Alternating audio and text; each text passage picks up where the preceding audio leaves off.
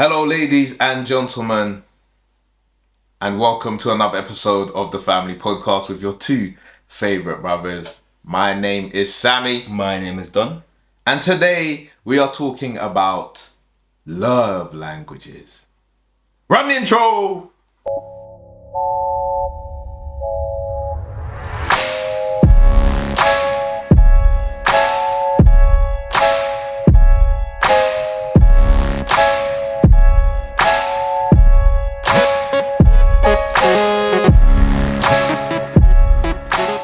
Okay, so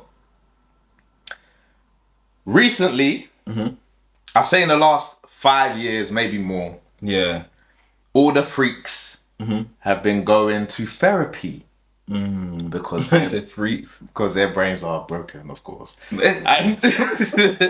And so they're learning things with their therapist, trying to overcome their problems, which is a good thing to do. Yeah, no, definitely. I recommend people going to therapy and untangling the things that have gone on in their past so that they can thrive in their future. This is a good thing. But what happens is people then take these psychological words and start to pepper them around in modern day usage. And then because of things like Twitter, Yeah. people start to overuse these words. Okay. Now, one of the words that has come into usage Yeah. is love languages. You know me? Yes. You know me? Yes. You know me? Yes. You know me? Yes, I love you. The language of love that your partner is speaking. Yeah. Okay, so before we get into this, there are 5 love languages. Yeah. How many do you know I know words of affirmation, of? That's 1. physical touch, That's 2. giving gifts. Giving gifts, yes, very good. I'm gonna call it a rap because those are the ones that I like. No, I'm joking.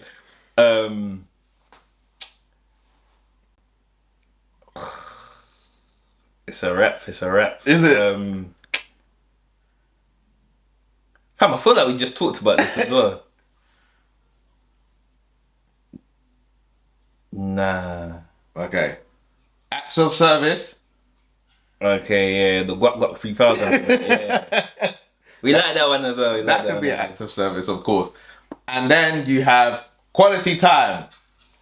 Now, obviously, you did recognize quality time because we're men and we don't have quality time. We spend all of our time grinding for mortgages and rent and other things like this. So you don't get quality time, Mad. especially if your love language is gifts.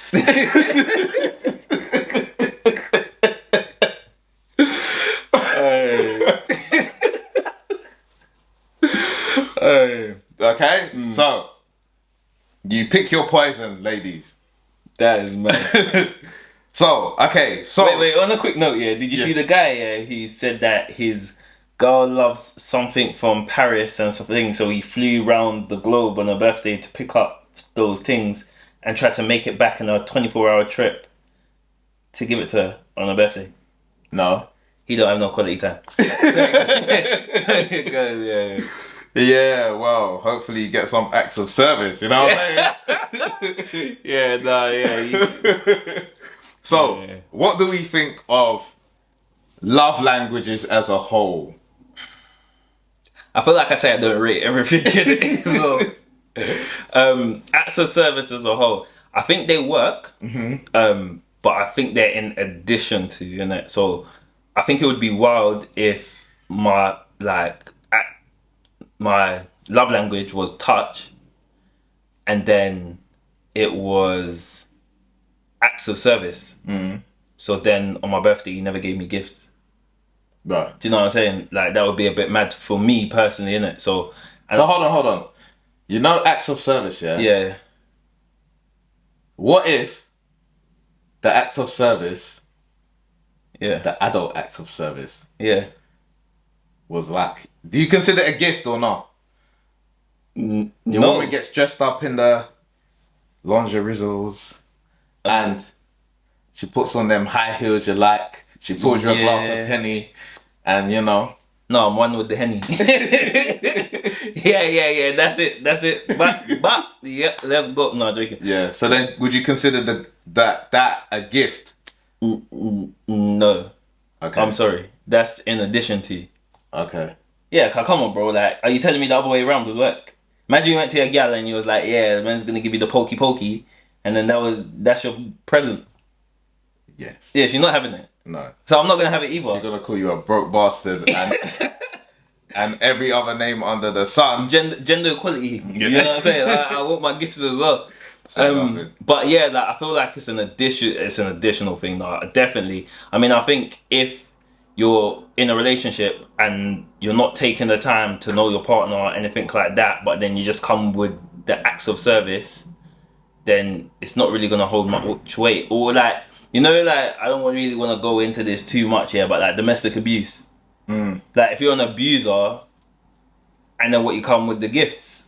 Yeah. Like, oh, I'm sorry, baby. And then like, cool. Like, then back to cowabunga. No, come on, bro. He said cowabunga. Yeah, I'm not on it. So damn. I think it's an addition to, do you know what I'm saying, a good, thriving relationship, and then you complement it with the acts of, what do they call them? Acts of service. No, love languages. Oh yeah, love languages. Yeah, I think you're right. It works as a little bit of a side dish. In the same way that a partner might disclose their personal history to you, and that gives you an insight into maybe how they grew up and seeks to explain certain behaviors that they have. So then you have some insight into the person, but having that doesn't make your relationship fantastic. Yeah, so it's like, here's a perfect example. You know, when you were growing up and your brethren tell you, yo, that girl over there likes you. Cool. You could be a massive asshole and make her not like you. There we go. Yeah? Because of your behaviors. Maybe you're obnoxious, you don't listen to her, maybe you're overbearing, maybe you have terrible body odor. Yeah. Mad. So the attraction might be there, but you do something to sabotage that. And in the same way, having a love language is like giving you an insight into your partner. However, it doesn't mean that just because you have this aspect, everything's gonna be okay. It's just another form of understanding your partner, which you should be doing throughout the relationship and as you grow and change as people. When my wife met me, I didn't even have a beard. Mad. Crazy, I know. So I got the pictures to prove it. Don't release them. I will suffocate you in your seat. We're saying that all that no Cain and Abel in the beginning of the clip is just non-existent.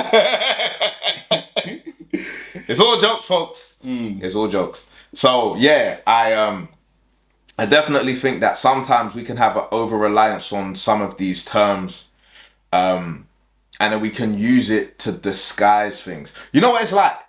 Some people who use meditation and yoga and all of these things, and they're still crap people. You know what I was about to say? When you said using meditation and yoga, I was about to be like, that's me. And then you was like, there's still crap people like that. That's not me. But you know what I mean? Yeah, no, exactly. Like some people, like, because of the nature of the practice, it makes them seem like they're holistic people. Yeah. Makes them seem like they have some insight into their behaviors and stuff like that. But for some people, literally, it's just a practice and the self-inflation of doing the practice. Yeah. But it doesn't change their behaviors at all. Yeah, like weird Christians. But we won't go into that too much. But yeah, no, like, I speak to people about this all the time, innit? Like people who, you ask them, oh yeah, I'm going to church on Sunday. All right, I'm a Christian. Okay, cool. But their overbearance is on what the devil can do, the curse that somebody's gonna put on them, the this, that, and I'm like, you don't even believe the God you serve. So Yeah. we're gonna move that on quite quickly. We're swiftly moving on. Debate. Yeah. Yeah, so where do you think that love languages could improve? Because we're talking about where they're lacking a little bit. So where do you think that, or people can improve within the context of a relationship? So I think that love languages work when you want to add that little bit more. Do you know what I'm saying? I think that even though your partner may do a love language test, you both may do one. I think it's important to use them as like almost a checklist every so often. So I think, and I keep saying I think because I don't know this. Yeah, it's my personal opinion. Yeah. But when you're in a relationship, all of these things are extremely important. So spending time, even though we don't like to, acknowledge it as much as men, how we all about getting that money. We're trying to. Yeah. Under this. Get rich or die trying, innit? Rishi. Are you gonna get us banned from YouTube? Hey, let me keep the politics out of the conversation. Yeah, so I think every so often you should try a gift. Do you know what I'm saying? Every so often you should try acts of service. Every so often, even if you're doing like once a month each, I would say yeah, cool, innit? And then obviously the birthday, the big gift giving. Happy birthday, Mr. President. The super acts of service. Wow. I've never been a birthday. Sorry to interrupt, but I've never really been a massive birthday person. Cause you just ain't doing it right. Like my birthday, always used to fall within exam season. Yeah. So I was always like studying. Yeah, classic conditioning. Yeah, and so like it just didn't mean. It's not that it doesn't mean much, but it's just like the whole idea of like celebrating, being around people, pretending. I'm not the most social person. Yeah. I have like times where I step out, fine. But people are difficult. And you're such an old man, man. Man's trying to justify sleep on his birthday. Yeah, no, I'm not saying sleep. Okay. But I'm saying that, having to do the whole massive, like I see it on Instagram and things like that. I can't like 100 people at your stupid birthday party. Wow. It's like, why do you have 100 people? Is it a wedding? It's not a wedding. This is like glorified ego. We need to stop this. These people are crazy. Don't listen to him. Listen, live your best life. Don't listen to Sammy. Are crazy. Yo, man. I think sometimes, so like the big ones, like the big 30ths and that, I can deal with that. Obviously, I don't expect like your turn. Let me say something to everyone listening. There is no big one. Every birthday is a step closer to the grave. Get out of here, So man. you are effectively. Listen, yeah. Hold on, you are effectively just celebrating your own demise. This is ridiculous. But wait. But this is why you should celebrate, innit? Because you know you're not gonna have this time forever. No, but why don't you celebrate each day that you have in small ways instead of this massive thing on the marker of your journey to the death? I don't understand it. Listen, we're two different people right now. Two different people. But I do hear you, but small bit, innit? Because I'm like what do they call them? What? The people who are in the middle, extroverts and introverts. Oh, Donoverts. An ambivert. Ambiverts, that was it. So I think in terms of that, but I get what you're saying, innit? But there's also, reason for celebration, you know what I'm saying? You don't want me to start spitting scripture. Okay. You're gonna chill on that one. but yeah, I think in terms of the love languages, I just feel like it's a little sprinkle. You know what I'm saying? It's an additional. You see, when there's certain things, that when you do, panties wet up. No, I'm joking. Wow. That No, I'm came joking. left the field. Yeah, I know. People were expecting that one. That's why I had to drop it in. But no, I didn't. What I mean, yeah, is that some things, yeah, when you do it, it just shows that you care. Yeah, it shows that you think outside the box. It shows that you're trying to like be different from the norm and the mold, innit? And so I don't recommend just doing these things mindlessly. It's kind of like saying I love you mindlessly. After a while, it kind of loses its essence.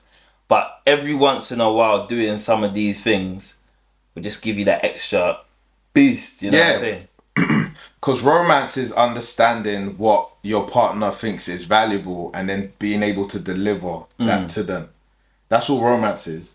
And people think it's like 100 petals on the bed, swan towels. The first brothers that did that, you were the guys, innit?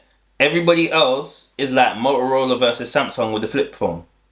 You know what I'm saying? No. You're just copying the mold. Yeah. So you know how you get one person who does it well, and then everybody tries to do it, and then now it's just like, oh, we didn't taking my girl to Dubai, and then guess what? There's a swan on the bed. Oh my gosh, do you know what I'm saying? And then guess what? Oh, there's petals. Oh, but I think it depends on obviously because your partner, she might really like things like that. So then then okay, you have license to do that. But if you haven't thought about it and you're just like, well, I guess I'll just do that. This is where we're calling you out. That's lazy. Lazy people should not be rewarded. They should not have good things. Mad. Okay, so we should try to do hard work, especially if we've gone through the process of marriage. Yeah, and this is somebody that you want to stay committed to until your dying day.